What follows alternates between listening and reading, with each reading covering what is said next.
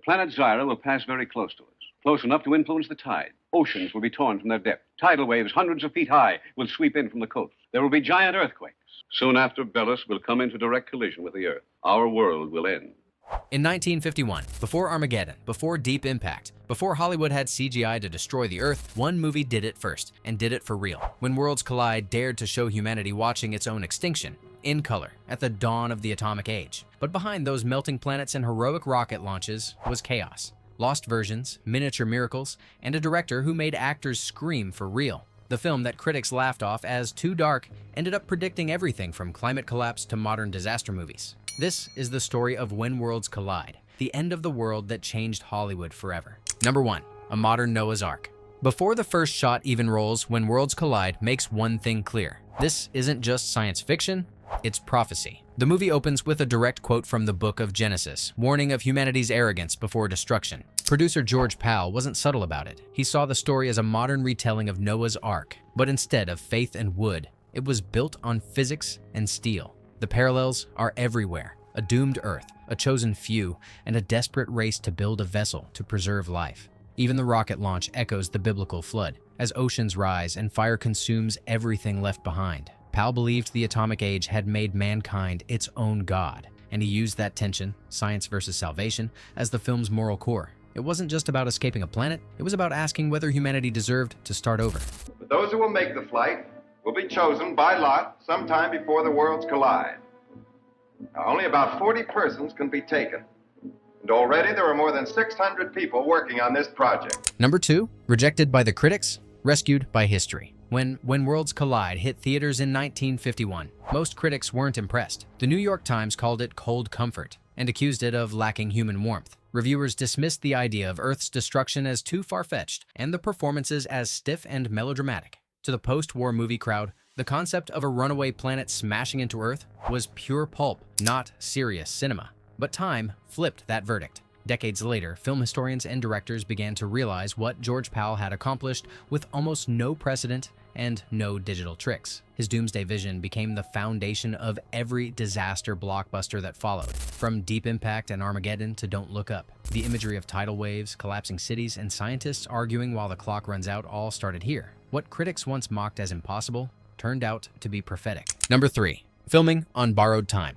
When Worlds Collide was made under brutal conditions. Paramount gave George Pal a shoestring budget and barely 4 weeks to shoot the entire live-action portion. The clock was ticking, and every scene had to count. Actors recalled working 12-hour days with almost no breaks, while set builders raced to keep up with a schedule that was collapsing faster than the world in the movie. When filming finally wrapped after just 27 days, the real challenge began: the special effects. While the cast had finished, the effects team kept working for twice that time. Months of miniature destruction, layered matte shots, and hand-painted skies. It was a war of patience and precision, fought frame by frame. The irony? A movie about the end of the world was nearly undone by its own deadline. Number 4. The rocket was modeled after the V-1 flying bomb. That sleek ark ship humanity builds to escape Earth wasn't born from imagination. It was born from war. George Pal and his art department modeled the rocket on the Nazi 5-1 buzz bomb, one of the first long-range weapons ever used against civilians during World War II. They studied footage of its launches frame by frame, mimicking the harsh metallic shape, the fiery exhaust, and even the way it shuddered during ignition. The result was a rocket that didn't look like a toy or a dream machine. It looked like something mankind might actually build in panic. Functional, fast, and dangerous. Its militaristic design reminded audiences that humanity's greatest inventions often come from fear, not hope. By basing his ark on a weapon of destruction, Pal turned survival itself into a moral question. Can something born of war carry humanity to salvation? Number 5. Melting planets and miniature worlds. Long before CGI, When Worlds Collide created the end of Earth with nothing but wax, heat, and genius. For the film's unforgettable planetary destruction scenes, the effects crew built massive wax models of Earth and the approaching planet Zyra. They then blasted them with hot lights and heaters, filming the slow melt at high speed. When played back, the wax seemed to buckle and dissolve like a dying world ripping apart in space. Each sequence was filmed inside a sealed black set to mimic the darkness of space, with colored gels and backlighting creating fiery bursts and molten patterns. Layered with smoke, matte paintings, and lightning effects, the visuals fooled audiences into believing they were watching the planet implode. What looked like cosmic annihilation on screen was, in reality, a melting candle the size of a basketball. Number 6. Underwater sound effects. When the world shakes apart in When Worlds Collide, the sound feels heavy, not like an explosion, but like the planet itself groaning.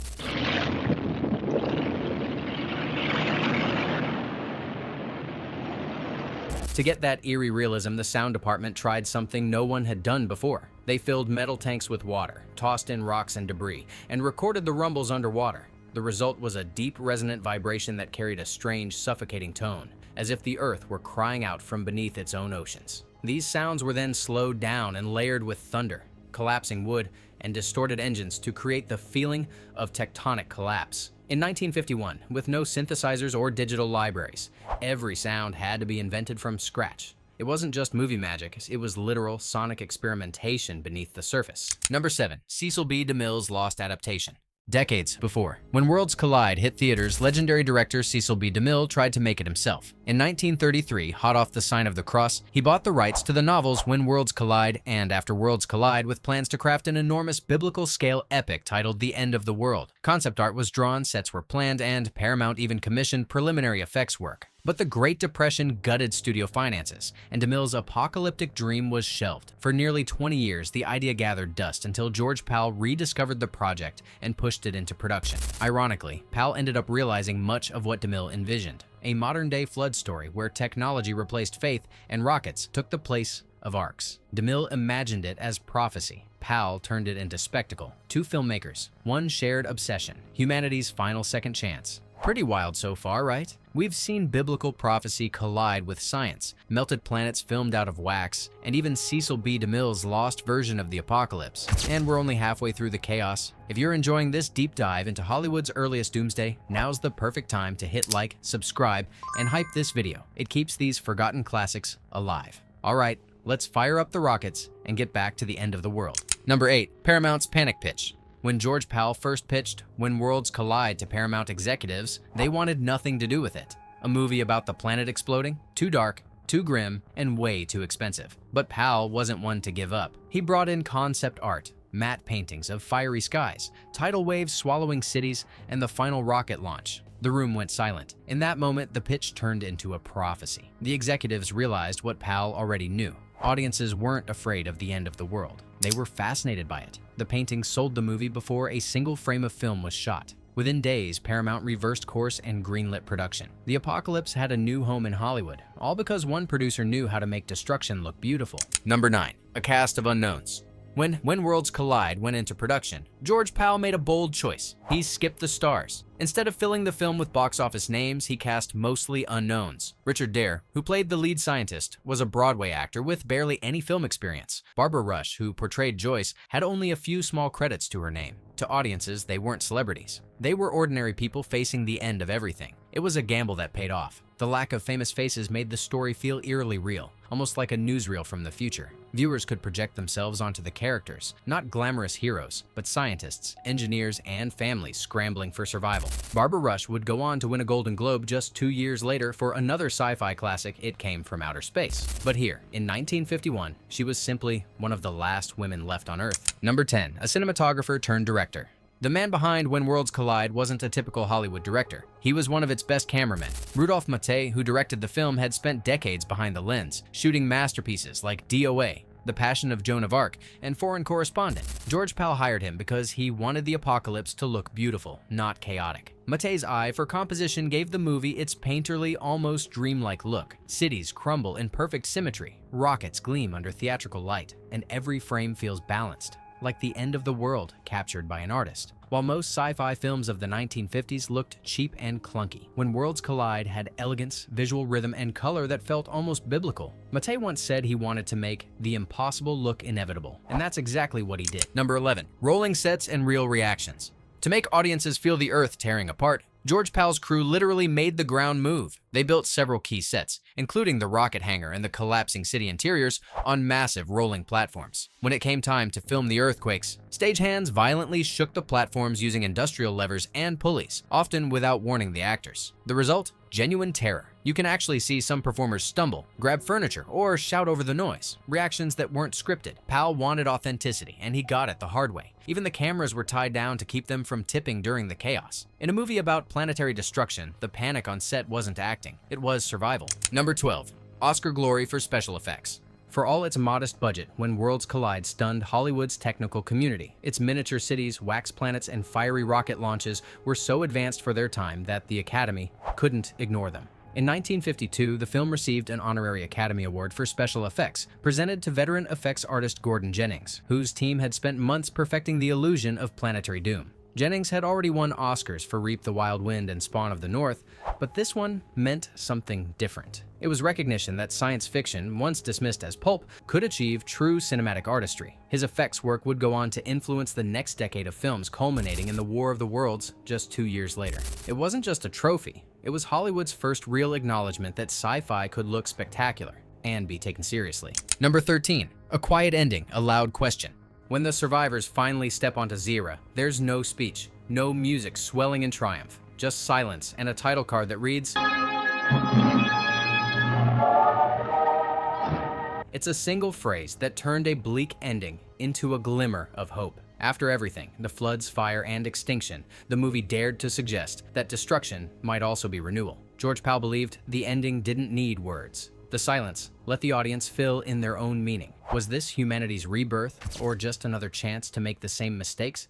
It's one of the simplest, most haunting codas in early science fiction. In 1951, that question hung heavy, not as fantasy, but as a warning to a world already living under the shadow of the bomb. Number 14. A placeholder ending that stuck. The movie's final shot, that peaceful sunrise over a new world, wasn't a grand special effect at all. George Powell originally planned a sweeping matte painting, showing the survivors stepping onto the lush planet Zira, with twin suns rising over alien mountains. But when production ran out of money and time, the visual effects team only had a color concept sketch from famed space artist Cecil B. Rather than scrap it, Powell used it as is. That simple painted image, barely more than a still illustration, became the film's iconic closing moment. It was quiet, haunting, and strangely perfect after all the chaos that came before. Audiences thought they were seeing the dawn of a new civilization. In reality, they were looking at a piece of concept art taped to the back of a set. Number 15. The sequel that never was.